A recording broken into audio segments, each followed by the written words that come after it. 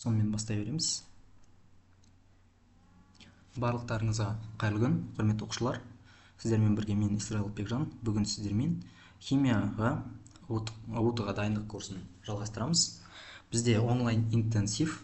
Алдыңғы сабағымызда біз сіздермен алғашқы интенсивімізде мына тізімдегі 3 сабақты қарастырған болатынбыз. Таза заттар және қоспалар, атомдар мен молекулалар, және үшінші сабағымыз біздің электрондардың таралуы және энергетикалық деңгейлер. Біз осы тақырыптар бойынша сіздермен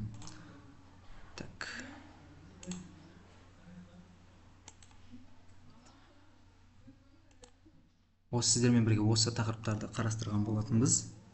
Енді бүгін біз сіздермен бүгінгі интенсивте химиялық байланыс, зат мөлшері, яғни моль, және химиялық реакциялар теңдеулерін қарастыратын боламыз.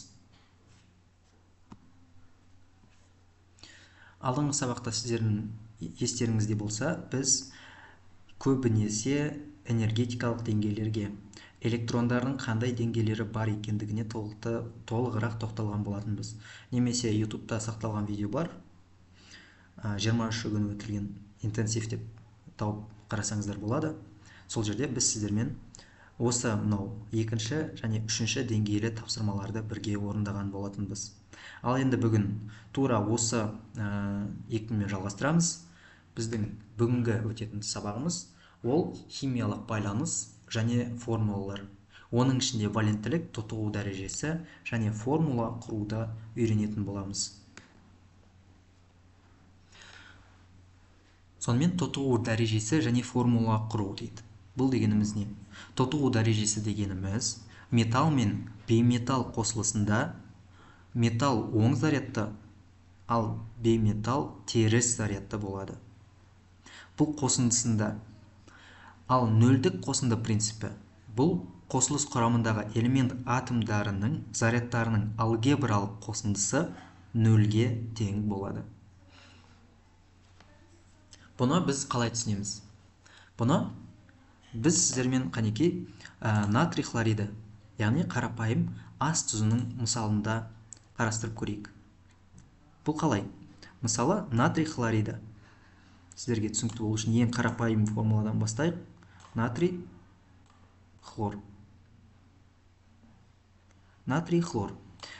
Көріп тұрғаныңыздай, бұл жерде бізде екі элемент натрийден және хлордан тұрады. Бұлар есімізге түсіріп көрейікші, бұлардың энергетикалық деңгейлері қандай? Натрий және хлор. Мына жерге қарасаңыздар, бізде периодтық кестемізде натрийдің көріп тұрсыздар, қай жерде орналасқан 11-ші элемент, 3-ші период. Бұл жерде 3-ші периодтың алғашқы топшасы болғандықтан сыртқы энергетикалық деңгейінде, яғни S шарында, алдыңғы сабақтан білетініміз, сыртқы 3-ші қатарда болғандықтан, 3-ші қатардың 3-ші энергетикалық деңгейінде бізде бір артық электрон бар. Жұпсыз электрон. Ал хлорға керісінше, хлор 7-ші, 8 топтың ішінде 7-ші топта тұрады. Яғни бұның электронының энергетикалық деңгейінің толуына небәрі бір ғана электрон жетіспей тұр. Біз айтып едік қой болар. Табиғаттың заңдылығы сол, кез келген молекула, кез келген атом, ол теңгерімге, яғни жұп болуға тырысады, толық болуға тырысады. Яғни жұптасуға тырысады. Хлорда біреу жоқ, ал натрийда біреу артық. Енді бұлардың ортасында ортақ байланыс түзілгені бұлар үшін тиімді емес пе? Яғни бізде натрийдің сыртқы энергетикалық деңгейінде, натрийдің сыртында, мысалы, мыналар бір-бірімен қосылды дейік. Сыртқы энергетикалық деңгейін айтып жатырмын. Сыртқы энергетикалық деңгейінде бізде хлорда біреу, екеу, үшеу, төртеу, бесеу, алтау болды. Ал натрийде біреу-ақ. Мінерде біреу-ақ натрийде. 7-шісі міне хлор. Түсініңіздер ғой? Яғни натрий өзінің бір артық жұп емес тақ электроннан арылды, ал хлор өзіне жетпей жатқан бір электронды натрийден алып қосып алды өзіне. Осының нәтижесінде бұларда қараңыздар, натрий өзінің бір электронынан айырылып қалды. Бірақ біз білеміз ғой, кез келген атомның заряды 0. Яғни мынаның ішінде бізде 11 электрон бар еді натрийде. Енді 10 электрон қалды натрийде. Біреуін хлорға берді себебі. Енді біреуін хлорға берген соң 10 электрон, бірақ натрийдің құрамында 11 протон бар емес пе? 11 протон плюс 11, ал электрон минус 11 еді. Сөйтіп 0-ді құрайтын еді. Ал енді бір электрон беріп жібергеннен кейін натрийде 1 протон плюс болып қалды, бір протон артық. Сондықтан да бізде натрийдің сыртқы заряды, жалпы заряды, ол плюсқа тең, плюс 1 негізі. Плюс 1-ді біз жай ғана плюс деп белгілейміз. Ал натрийдің, біз білеміз, бұларда 35 электрон, 35 протон бар еді. Алайда ол біреуін қосып алды, бір электронды қосып алды, яғни бір минус артық. Минус 1, яғни просто минус деп белгілейміз. Минус. Сонда бізде не қалды?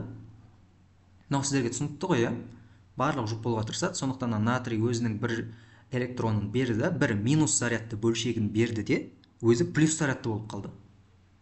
Ал хлор болса, өзіне бір минус зарядты электронды қабылдап алды да, өзі минус зарядқа ие болды. Демек, бізде хлор минус зарядты, ал натрий плюс зарядты болып қалды. Түсінікті, иә? Ал енді осының мысалында біз қайтадан мұна анықтамағымызға келейік. Тотығу дәрежесі. Бейметалл мен бейметалл, бұл жерде хлор. Металл хлор, металл натрий, ал хлор бейметалл болып табылады.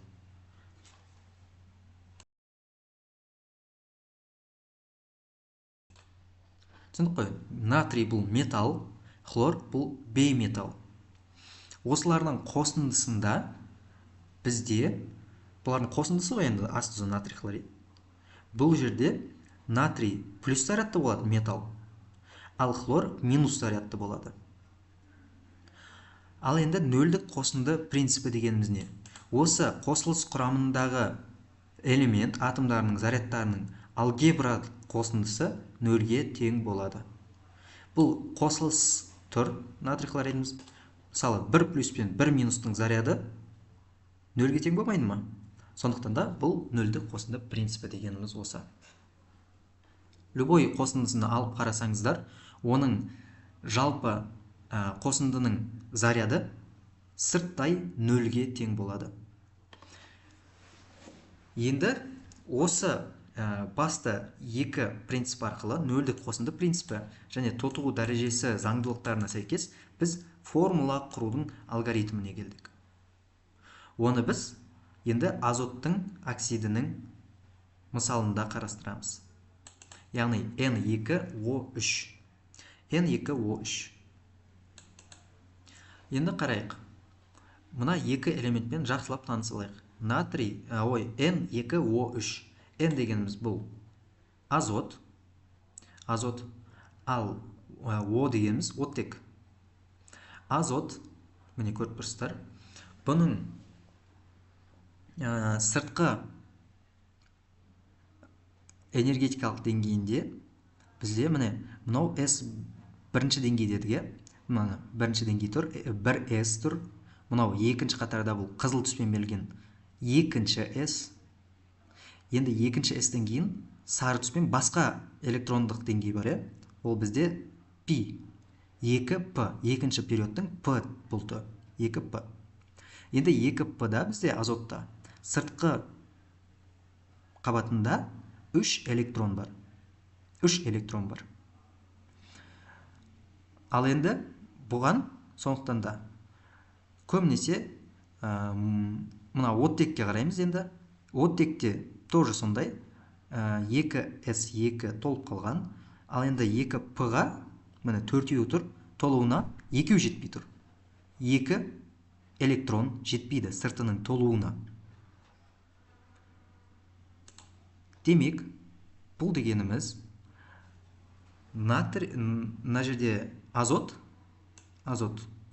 Бізде өзінің сыртындағы тұрған 3 электронын беріп жіберуге оңай деген сөз оттектің алдында.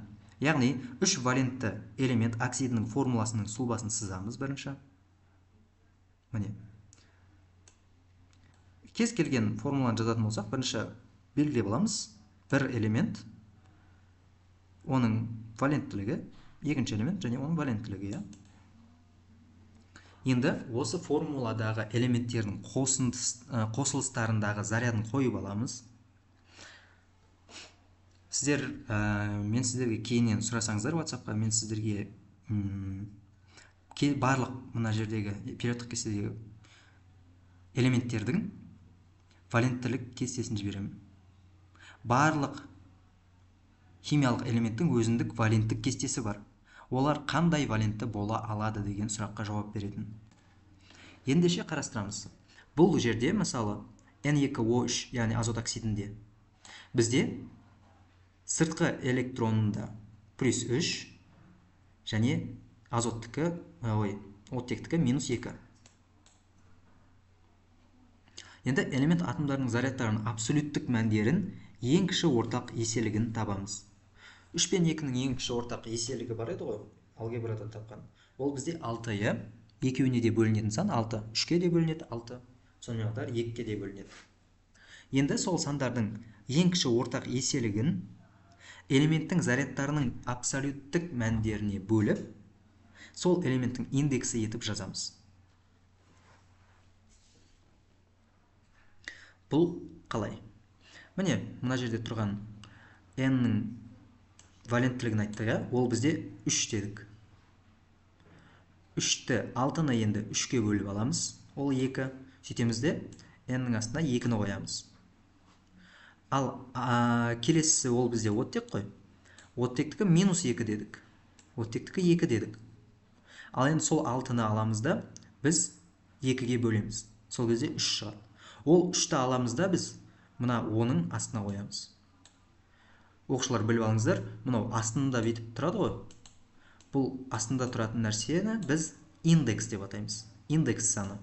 Азоттың индексі 2, оттектің индексі 3. Енді осы формула шығады.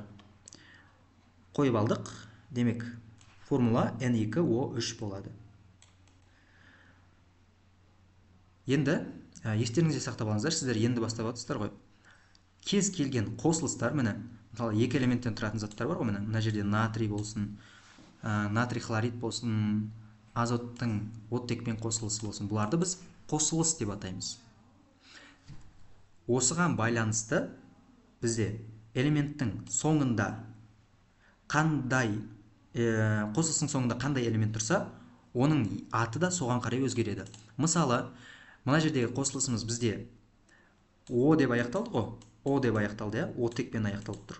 Оны біз оксид деп атаймыз. Ал H-пен аяқталса, гидрид деп атаймыз.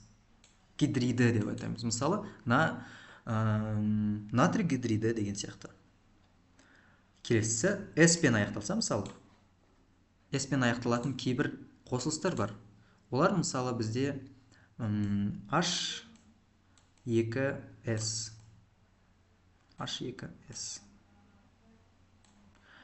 H2S бұл соңғысы S болғандықтан сульфид, сульфат деп атаймыз. Сульфид, сульфаттар деп атаймыз. Ал соңы C-мен аяқталатын болса, қосылыстың соңы, онда біз карбид деп атаймыз. Карбид.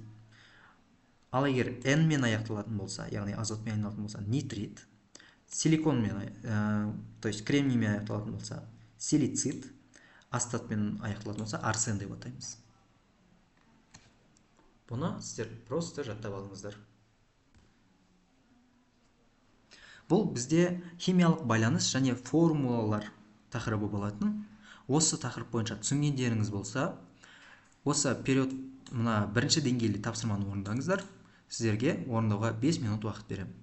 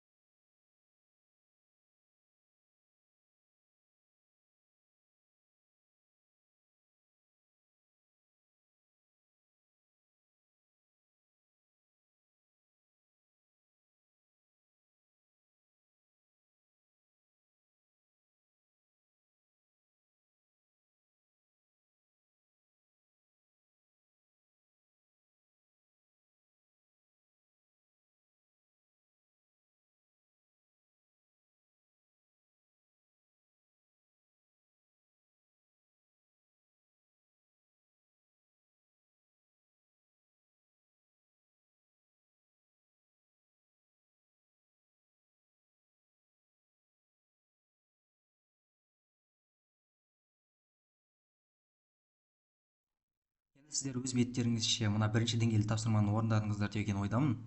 Егер де бұны түсінбесеңіздер, сіздер болашақта басқа тақырыптарды түсінулеріңіз өте қиын болады. Яғни периодтың басынан аяғына дейін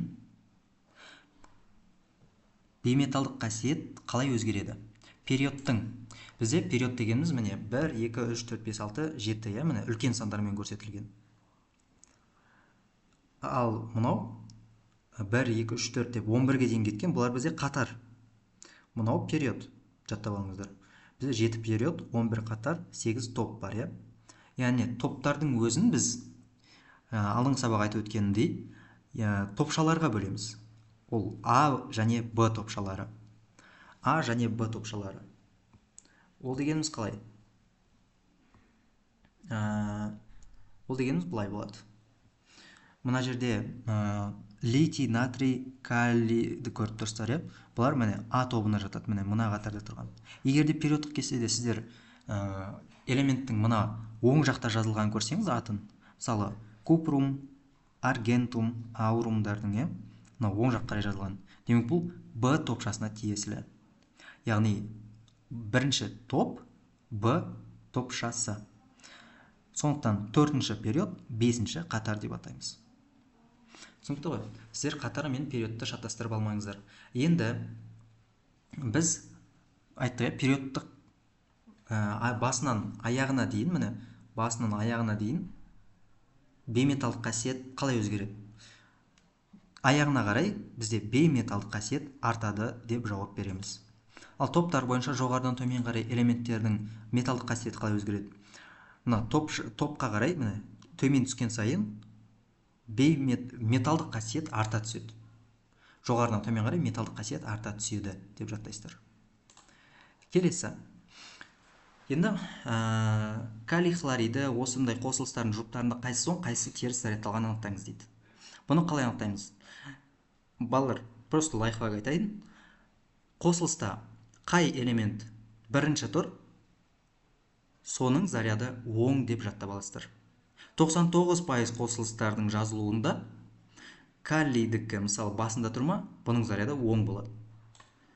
Тоже магнийдікі, алюминийдікі, барийдікі. Қайсысы бірінші тұрса, қосылыста қайсы элемент бірінші тұрса, онда біз сол элементті бірінші жазамыз және оның заряды оң болады. Түсіндік, ал енді алюминийдің 3 заряды, ал көміртектікі -4 зарядты болса, оның формуласын құрыңдар дейді. Бұның формуласын құру негізінен жаңағы мен айтып өткен принциптер бойынша жүргізіледі. Алюминийдікі оның көміртекпен қосындысы. Біз 3 пен 4-ның ең кіші ортақ бір көбейтіндісін табатын болсақ, ол 3 пен 4-тікі 12, иә? 12. Екеуі де 3-те, 4-те, 12-ге бөлінеді, иә? Енді сөйтемізді міне, алюминийдікі +3 дедік. +3 дедік. Енді осы +3-ті бізде бөлеміз 12-ге, ең кіші ортақ бірлігіне. Сол кезде бізде 4 шығады. Ал енді көміртектікі, енді бұл жерде біз 12-ні біз көміртектіктің валенттілігін табу үшін 4-ге бөлеміз. 4-ге бөлсек 3 шығады. Демек, бізде формула бойынша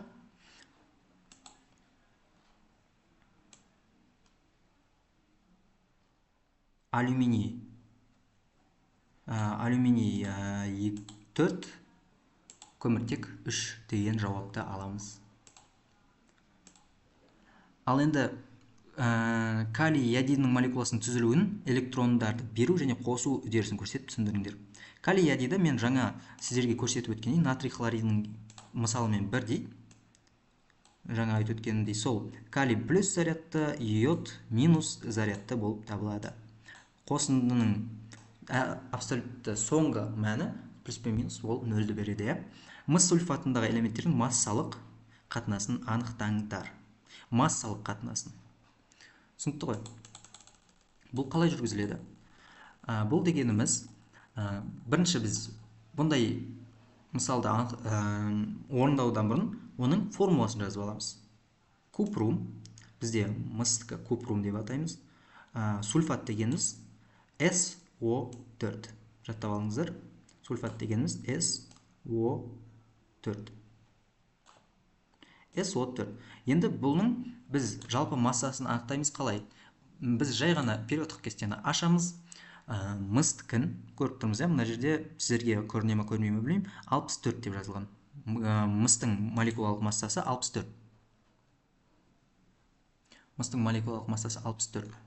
Так, қайда кетті мынау? Мыстың молекулалық массасы 64. Тура солай бәрін көріп аласыздар. 64 болды. Мыстікін қарасаңыздар. Күкірттікін көрсеңіздер 32 болады. Күкірттікін көрсеңіздер 32. Оттектікі қанша екен балалар? Білесіздер, е? Оттектікі бізде 16 болады. 16. Алайда біз 4-тің индексін көріп тұр, 4 деген индекс. Оттектің жанында индекс тұрса 4. Индексті біз әрдайым сол элементтің өзіне көбейтеміз. 4.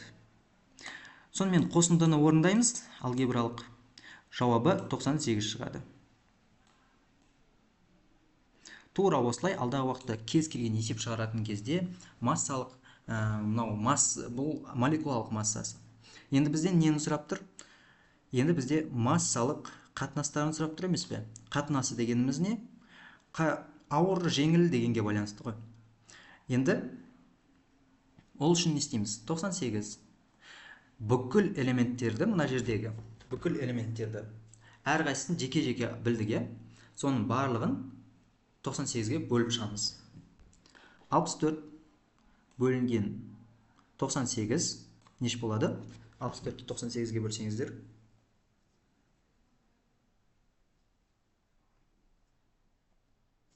64-ті 98-ге бөлсеңіздер, 65% шығады. 65%. Сонымен келесісі.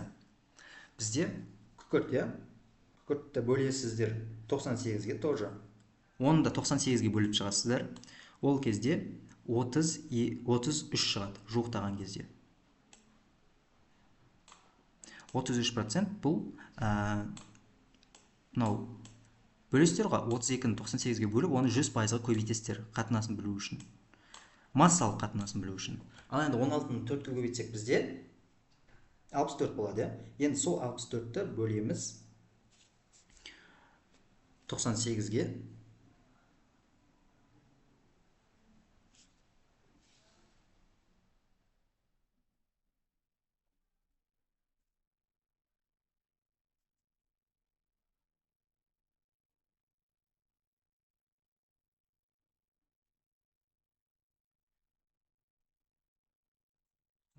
плюс 64 екен ғой мұнда. Біз көпірімді қалдырып кетіппіз ғой. 96. Мынау 96 болады. Бұл 96 болады, балалар. Қателікпіз. Демек, қайтадан қарастырамыз.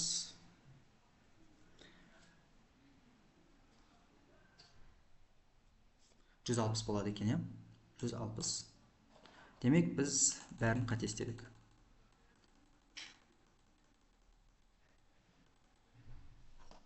Қайтадан көбейт бастай. Енді осы мұнау 64-тің барлығына бөліп шығасыздар. Бәріне бөлгеннен кейін, мысалы 64 бөлінген 160. Ол 0,4 болады. 0,4. 0,4. 0,4. Қосасыздар бұған 32-я. 32-нің өзін 160-ға бөлесіздер. Сол кезде бізде 0,2 деген сан шығады. 0,2. Енді 16-ны 4-ке көбейтесіздер. Ол кезде қанша болады бізде? Ол кезде тоже 64 болады. 64-ті 160-қа бөлсек, ол 0,4 шығарады. Сонда массалық қатынас осылай. 0,4, 0,2, 0,4. Немесе бұны сіздер жазған кезде 4 бөлінген 2 бөлінген 4. Осылай жазсаңыздар болады. Сөйтіп, бұның барлығын 2-ге қысқартып, бұлай. Қысқартып, 2-ге қысқартсаңыздар 2, 1, 2. осындай қатынасты аласыздар. Бұның барлық жауабы дұрыс. Мысалы 0204 десеңіздер де 424 212 десеңіздер де жауабы дұрыс. Бірақ ең дұрысы былай жазғандарыңыз дұрыс болады. 212 қатынас. Енді тура осылай екінші деңгейдегі тапсырманы орындап шықсаңыздар,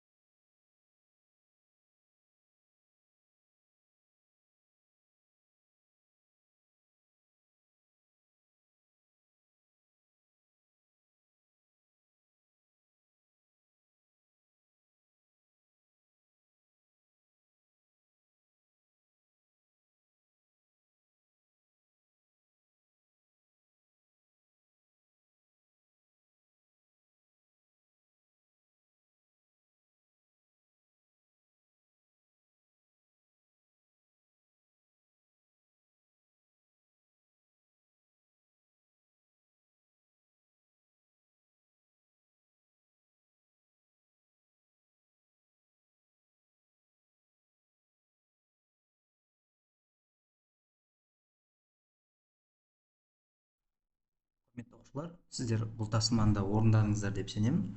Ал енді мына үшінші деңгейлі тапсырмаларды сіздер скрин жасап алыңыздар, немесе видеоны тоқтатып қарап көріңіздер. Бұны міндетті түрде орындаңыздар. Қазіргі алған білімдеріңізді толықтай бекітуге толық көмектеседі. Сонымен біз алғашқы сабағымызды аяқтадық. Сонымен біздің қорытындылап жіберетін болсақ, кез келген заттың нөлдік қосынды принципі болады. Жалпы қосқан кезде, плюс пен минусты қойған кезде нөл шығу керек. Және металл мен бейметалл қосылысында металл оң зарядты, ал бейметалл теріс зарядты болады. Және периодтық кестедегі байқағанымыздай, период бойынша бейметалдық қасиет артады, топ бойынша металдық қасиет жоғарылайды, ал период бойынша металдық қасиет төмендейді. Түсіндік, Сонымен үшінші тапсырманы орындап алыңыздар. Біз келесі сабаққа көшеміз. Бізде бүгінгі интенсивіміздің екінші тақырыбы ол зат мөлшері және моль. Авогадро саны, молярлық масса және соған байланысты есептеулерді қарастыратын боламыз. Енді зат мөлшері дейді. Моль дегеніміз не? Моль дегеніміз ол кіші V әрпімен белгіленеді. Бұл заттың мөлшерінің өлшемі. Бір молінде Авогадро санындай құрылымдық бірліктер болады. Мысалы, бір Авогадро санында бір атом, бір ион, бір молекула болады деген мағынада ғой. Енді Авогадро мәнінің жалпы физикалық тұрғыдан қараған кезде оның мынандай мәні бар. 6,2 көбейтілген 10-ның 23-ші дәрежесі. Бұл бізде 1 моль заттағы бөлшектер саны. Барлық заттар үшін бірдей. Яғни, кез келген зат. Абсолютно кез келген зат. Бұны қалай түсінеміз? Мысалы, 1 моль натрий дейік. Натрийдің 1 молі. Натрий. Натрийдің 1 молін алып қарасақ, ол жерде бізде осы 1 моль натрийде қанша молекула бар деген сұрақ қойылса, қанша бөлшек, қанша атом бар деген сұрақ қойылса, онда біз 6,10-нан 100-ден 2 көбейтілген 10-ның 23 дәрежесі молекула деп сол атом бар деп қарастырамыз. Мына негізі бұл элемент болса бізде натрийдің өзін айтамыз, ал егер заты болса натрий 2-мен қарастырамыз. Жарай ма? Жалпы алған кезде 1 моль натрий молекуласы ішінде қанша бөлшек бар десе, 6,100-ден 2 көбейтілген 10-ның 23 дәрежесі деген сөзді жауап береміз. Ал енді бұл тек заттарға ғана емес, қосылыстарға да тиесілі. Яғни, натрий хлоридін алайық. 1 моль натрий хлоридінде қанша молекула бар десе, тоже жауап бірдей. 6,100-ден 2 көбейтілген 10-ның 23 дәрежесі деп жауап береміз. Ал енді біз малярлық массаға тоқталайық. Малярлық масса дегеніміз не? Малярлық масса дегеніміз ол 1 моль заттың граммдағы массасы. Яғни сандық мәні mR-ге тең деп айтамыз. Енді бұны бекіту үшін былай қарастырайық. Бізде формула тұрады да. Мысалы, V дегеніміз біз айттық моль. Мольді қалай табамыз? Мольді мұна формуланы сіздер просто жаттап алыңыздар. Мұна кесте химияның базасының алтын стандарты ғой, былайша айтқанда, базовый минимумы. Яғни, біз затты қалай табамыз? Мольді. Мольдің формуласы ол масса бөлінген малярлық масса. Түсінікті ғой? Масса бөлінген малярлық масса. Ал массаны қалай табамыз? Масса бұл моль көбейтілген малярлық масса. Ал N дегеніміз не? Бұл N деген бөлшектер саны. Бөлшектер санын қалай табамыз? Ол малярлық массаны бөлшек санына көбейтеміз. Енді мольдің өзін қалай табамыз? Ол зат мөлшері, зат мөлшерін қалай табамыз? Бөлшектер санын бөлшектердің нақты санына бөлеміз. Есепте берілген санына. Бұны сіздер қазірше түсінбеулеріңіз мүмкін. Мұнаны просто қазір скрин жасап алыңыздар. Мен бұны тағы да мысалдармен түсіндіріп өтемін. Енді мысалы есепке келейік. Бірінші мысал, 2 моль судың массасын табыңдар дейді. 2 моль су. Енді 2 моль су дегеніміз, міне қарап аламыз. Мольді жазамыз. Сөйтіп судың формуласын жазамыз. Сөйтіп тең 2 моль. Берілгені. Енді бізде нені табу керек? Табу керек, массаны табу керек. Міне М-мен белгілейміз. Бұл сұрақ. Енді бұны қалай шешеміз? Бірінші, малярлық массаны қараймыз. H ол бізде 2. H бұл бізде 1. Енді оның индексін көбейтеміз дедік. Сонда 2 болады. Оттек бізде 16. Сөйтіп, 1 мольдің массасы бізде 18 грамм бөлінген моль деп табамыз. Енді бізде 2 моль сұрап жатыр ғой. Сондықтан мына мольді 18-ді көбейтеміз 2-ге. Сонда 36 болады. Демек, 2 моль судың массасы 36 грамм болып табылады. Түсінікті ғой, Енді келесі. Екінші мысал, 44 грамм CO2 затының, яғни көмірқышқылы газының малярлық мөлшері мен молекула санын табыңдар.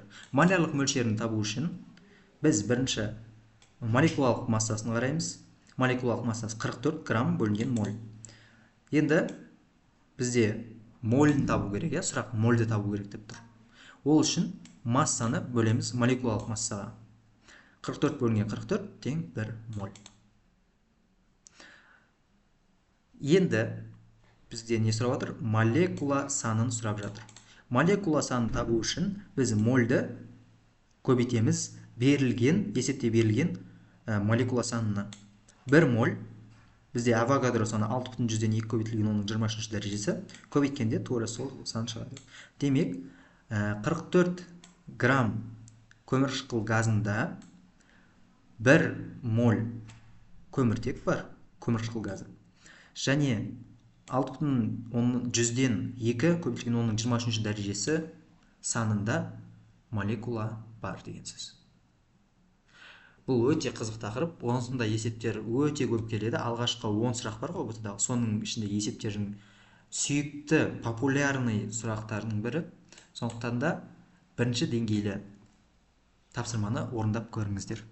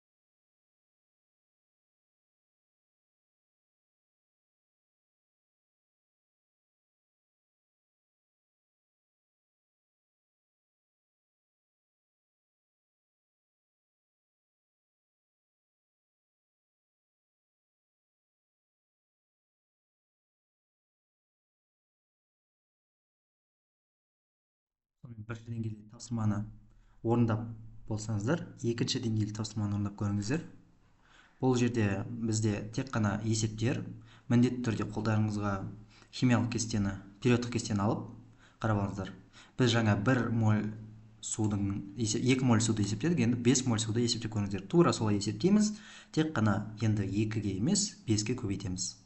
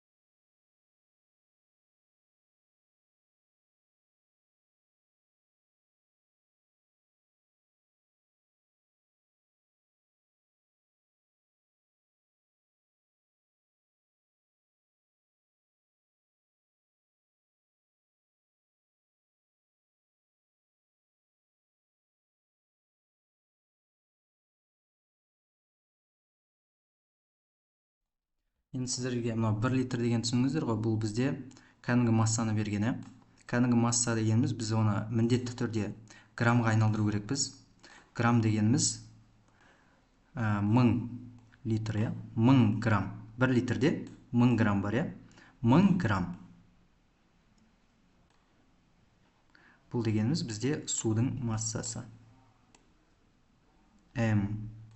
H2O H2O мән бермеңіздер қолма, бұл мышкамен кішігірім ыңғайсыз. H2O тең 1000 грамм берілгені.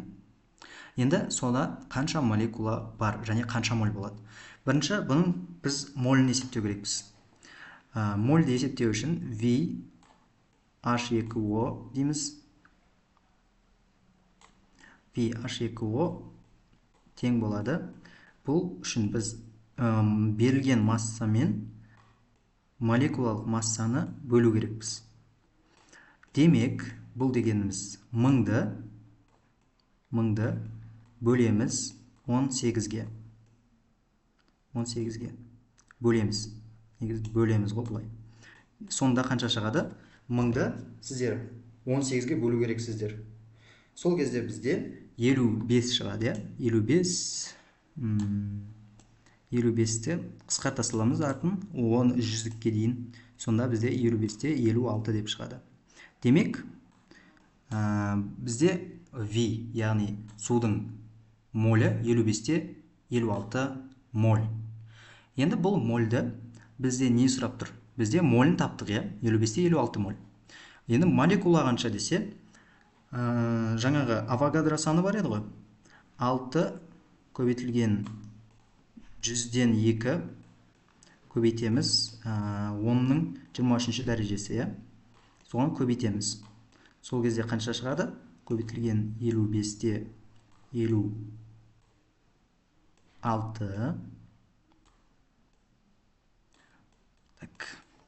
55-те 56. Бұны сіздер көбейтесіздер. Осы 6,02-ге көбейтесіздер. Сол кезде бізде 334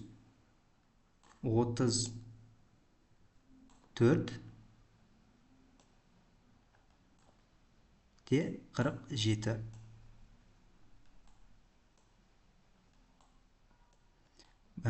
Көбейтілген 10-ның 23 дәрежесі десек болады, иә.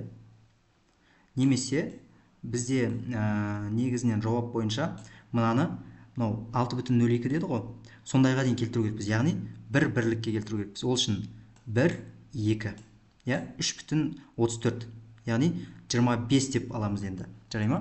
Сол кезде бізде не шығады? Значит, бізде 3-те 44 дедік.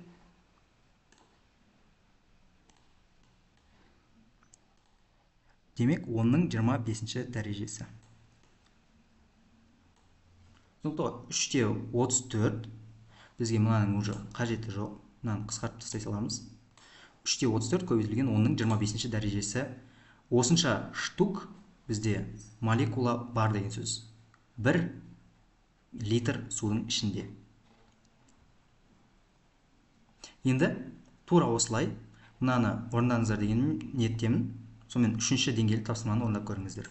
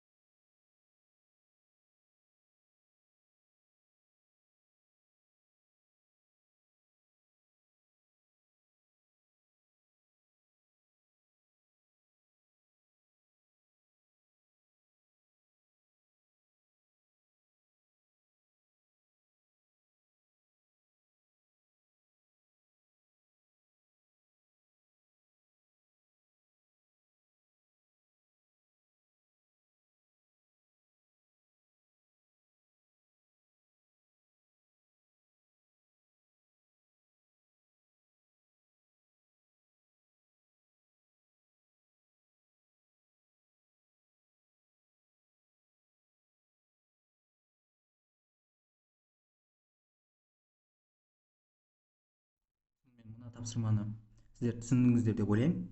Егер де түсінбейтін болсаңыздар, міндетті түрде ютубтан қарап отырсаңыздар, комментарий жазыңыздар, немесе менің WhatsApp нөмірімді білесіздер, сол жерге кез келген уақытта жазсаңыздар болады, міндетті түрде жауап беремін.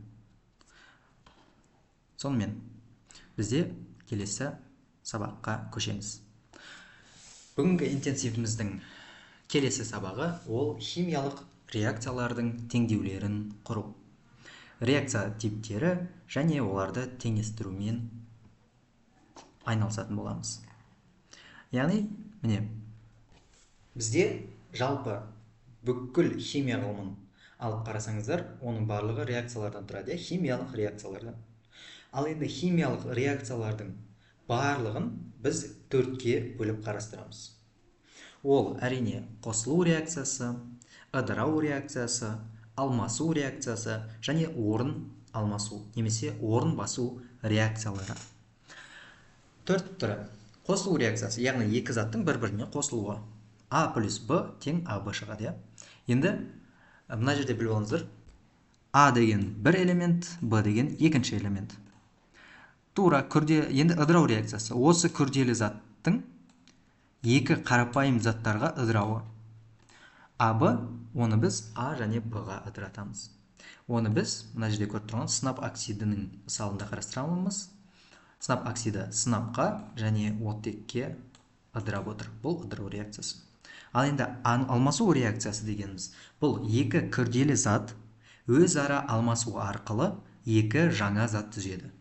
Яғни АБ заты СД затымен қосылып, мынау жандағы қосындылары бір-бірімен алмасады. Натрий OH пен тұз қышқылын, яғни H-хлорды араластырсақ, бізде натрий хлориді және H2O бөлініп шығады. Яғни бұл дегеніміз бір-бірінің иондарымен алмасады. Металдар, бұны алмасу реакциясы деп атаймыз. Ал енді орын басу реакциясы дегеніміз, бұл жай зат күрделі заттағы бір элементтің орнын алмастырады. Яғни жай зат тұрса, мына күрделі заттың ионын өзіне алып алады да, мына жай зат. Сөйтіп, мына күрделі зат өзі жай зат болып қалады.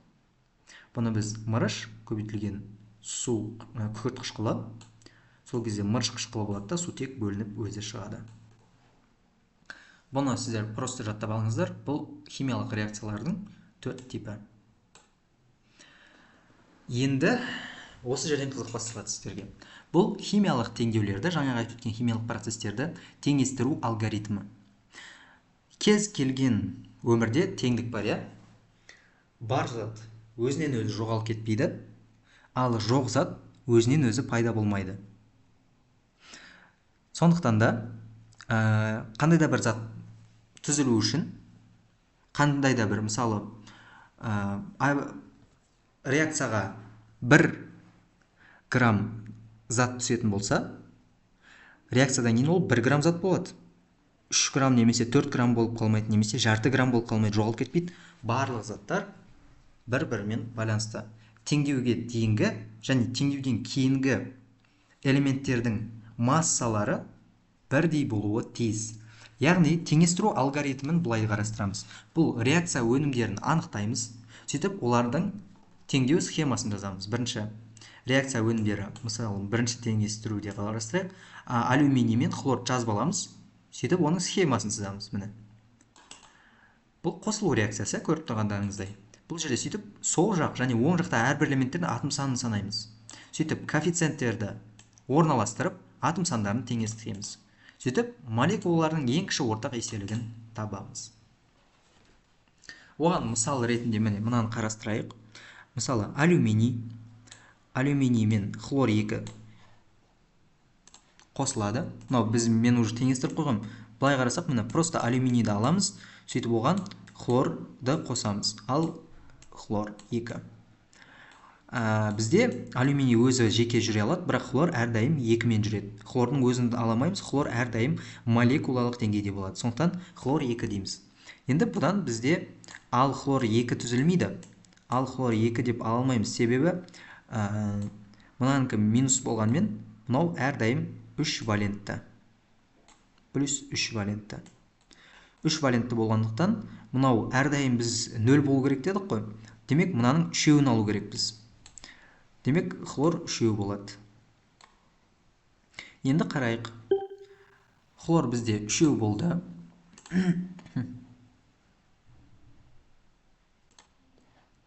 Хлор бізде үшеу болды. Ал теңдеуге дейін, бірақ теңдеуге дейін бізде хлор екеу болып тұр. 2 мен 3-тің ең кіші ортағы еселігін табамыз. Ол бізде 6, е. Сөйтіп 6. Демек, мына теңдеуге дейін 6 атом қатысқан. Теңдеуден кейін де 6 атом тұру керек. Сондықтан мына жерде теңдеуден кейін 6 болу үшін, мына жерде 6 болу үшін біз оны 6-ны 3-ке бөлеміз. Сол кезде 2 болады, е. 2 қалады. 2 қалады. Ал мына жерде де тоже 6 болу керек. Ол үшін бізге мынаға 3 қоямыз, е. 6-ны 2-ке бөлеміз, сол кезде 3 шығады. Тура осындай принцип арқылы бізде мынау қосылу реакциясы теңестірілген. Тура осылай келесі реакцияларды да қарап шығыңыздар.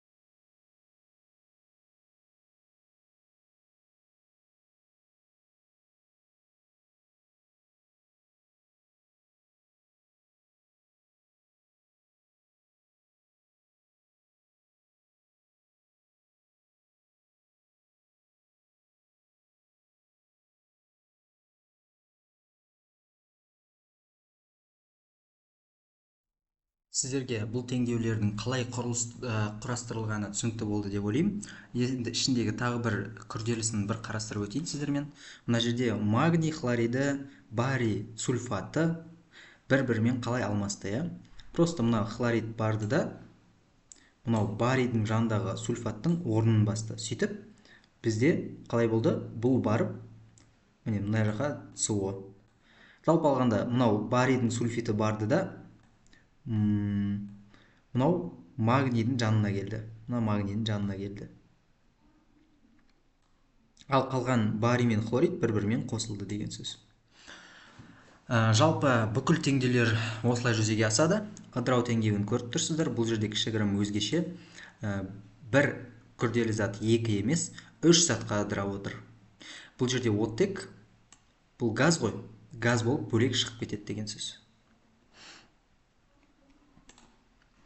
Сонымен тура осылай мысалдардың көмегімен сіздерге үш деңгейлі тапсырмалар, как обычно. Бірінші, реакция теңдеулерін теңестіріңіздер және реакция типін анықтаңыздар дейді. Мынау тең емес, негізі мынау не ғой? Тең болу үшін қараңыздар. Бірінші, бізде мына жерде хлор қалай жүргіземіз, соны біліп алайық. Бізде хлор 2, ал теңдеуге дейін 1. Демек, мына жаққа тағы 1 қоямыз. 2 болды, 2. 2 қойдық. Енді сутекті қараймыз. Сутекте 2 болды, теңдеуден кейін тоже 2. Феррум 1, сульфат 1. Демек, бәрі дұрыс. Мынау теңесті деген сөз. Енді купрум 2О плюс О2 тең купрум оксиді, яғни мыс оксиді шығып тұр. Бұны қалай теңестіреміз? Бірінші, біз оттекті санаймыз. Теңдеуге дейін 1, нерде 2, яғни теңдеуге дейін 3 оттек атомы тұр. Яғни теңдеуден кейінде бізге 3 қоюымызға болады. 3. Оттек теңесті, бірақ мыстар теңеспей қалды ғой. 3 купрум, нерде 2 купрум. Осы жерде бұлардың ең кіші ортақ еселігін табамыз.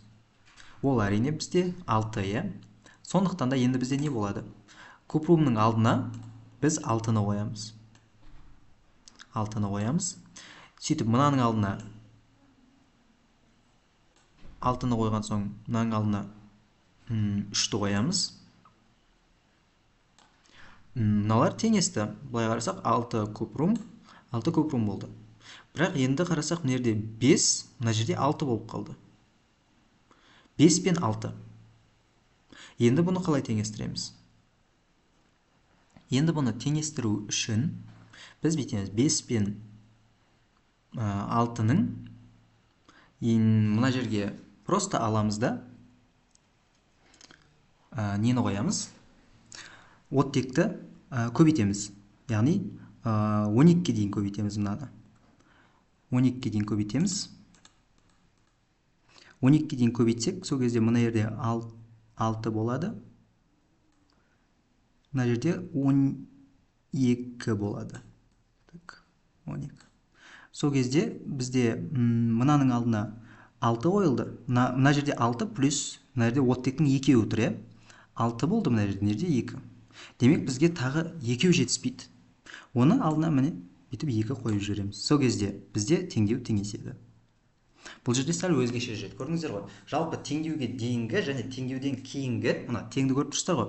Осыған дейінгі және кейінгі атомдарды әрдайым салыстырыңыздар. Олардың барлығы бір-біріне тең болатынына көз жеткізіңіздер.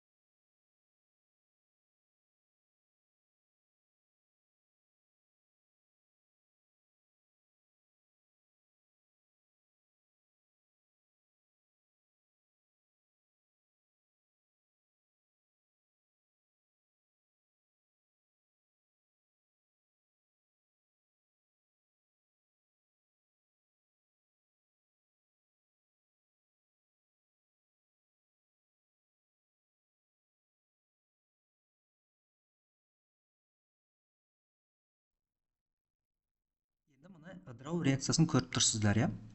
Ыдырау реакциясында қалай? Мына жерде теңдеуге дейін 6 оттек тұр. Ал теңдеуден кейін мына жерде 2, біреу, екеу тұр. Демек 5. Бұл жерде теңдік орындалмады деген сөз. Теңдік орындалған жоқ. Бұны біз қалай орындаймыз деген сұрақ. Ол үшін ең бірінші біз мына жердегі барлық оттектерді санап аламыз. Так, бізде барлық оттектерді санап алдық. Мына жақта 5-еу, ал ана жақта 6 екеніне көзіміз жетті, иә? Енді ол үшін біз мынаны теңестірейік. Ендеше мінерге біреу жетіспейтін болса, оттектің біреу жетіспейтін болса, онда мына жерде біреу ғана тұр, иә? Мұны қойдық. Екеу деп қойдық. Екеу деп қойдық. Енді оттектер теңесті ме? Міне, мына жерде, как обычно, 6 дедік. Барлық жерде 6 болды, 2, мына жерде 2, мына жерде 2. Алайда, енді сутекті қарайық. Сутекте мына жерде 2 дедік, көбейтілеміз 2-ге, демек 4. Мына жерде біреу ақ. Демек, мынаның алдына 4-еу қоямыз. 4-еуді қойдық. Енді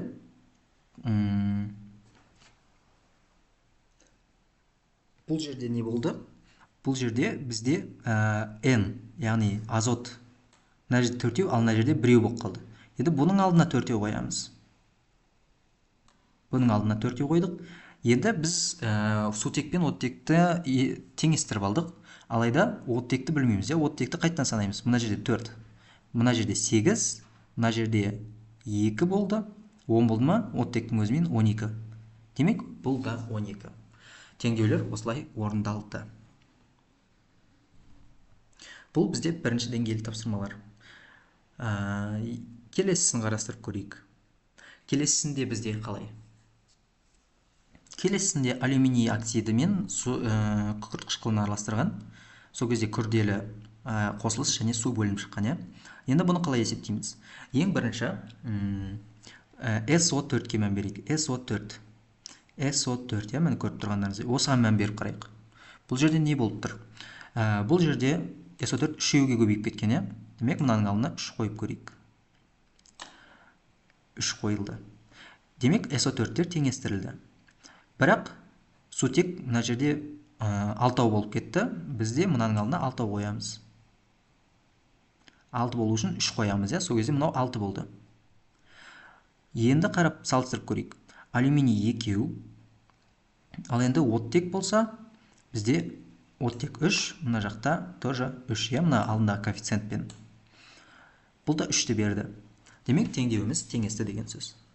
Келесі, 6-шы, плюмбум нитраты қосамыз калий иодидіне. Сол кезде плюмбум иодиді мен калий нитраты шығып тұр. Енді бұларды қалай теңестіреміз? NO3-ті көріп тұрмыз. NO3, міне мұнау. Бұл мына жерде 2, ал теңдеуден кейін біреу болып қалыпты. Демек, бізде мынаны 2 еселейміз калийдің өзін. 2 еселесек, енді калийдің өзі 2 еселеніп кетті ғой. Теңдеудің артындағына да 2 еселейміз. Иодид 2 ма? Теңдеуден кейін де 2. Демек, теңдеуіміз теңесті деген сөз. Магний мен барийді қалай теңестіреміз? Бұл жерде бізде магний калиймен алмасқан, барий хлориді түзілген. Жалпы бұл жерде барлығы өзі тең, мына жерде өзі ақ тең бәрі. Ал енді алюминий хлоридімен қалай теңестіреміз? Бұл жаңа айтып өткеніміздей, мына жерде хлор 2, мына жерде 3. Ең кіші ортақ еселігі 6 болды. Демек, 6 хлор болу үшін мына жерде 2 керек. Ал хлор 6 болу үшін мына жерде мынаған 3 керек. Енді алюминий 2 болды ғой. Демек, мына жерге де 2 қоямыз. Сонымен теңдеуіміз теңесті. Ал енді соңғы теңдеуімізде бізде мына жақта оттек 2, мына жерде 1. Демек, мынаның алдына 2 қоямыз. Оттекті теңестіріп алдық бірінші. Кейін калий мына жерде 4. Демек, теңдеуге дейін 4 қоямыз. Жалпы бізде теңдеу теңестіру осындай алгоритммен жүзеге асады. Сіздерге 6-шы сабағымыз, яғни химиялық реакциялардың теңдеулері қалай жасалатыны түсінікті болды деген ойдамын. Әрине оңай емес, кішігірім логика керек, және теңдеуге теңдеуден кейінгі атомдарды үнемі салыстырып отыру керек. Сонымен бізде бүгінгі тақырыбымыз осымен аяқталды. Біз бүгін сіздермен бүгінгі интенсивімізде 3 тақырыпты қатар алып өттік. Олар атомдар мен химиялық формулалар, зат мөлшері мен моль, химиялық реакцияларды қарастырдық. Химиялық формулалар, яғни тотығу дәрежесін, валенттілікті өттік. Химиялық формулаларда химиялық қосылыстар әрдайым нөлдік принцип бойынша жүреді. Металдар әрдайым қосындының ішінде плюс зарядты болады, ал бейметалдар минус зарядты болады. Және кез келген элементтің өзіне тән валенттілік деңгейлері бар, валенттілік заряды. Оны біз міндетті түрде жаттап алу керекпіз. Сонымен қатар тотығу дәрежесі, валенттілік пен тотығу дәрежесі бір-біріне ұқсас, алайда оның айырмашылықтарына тоқталдық. Енді зат мөлшері мен моль. Авогадро саны дегеніміз ол тұрақты сан екенін анықтадық. 1 мольдің ішінде 6/100-2 көбейтілген 10-ның 23 дәрежесі.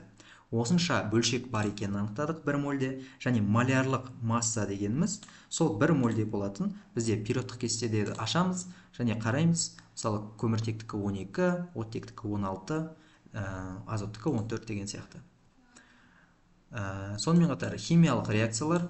Осы жоғарыда атап өткен химиялық формулалар, принциптер мен зат мөлшеріндегі және Авогадро санының нақты берілген мәндері арқылы біз химиялық реакциялар жүргізіп, оларды теңестіре аламыз.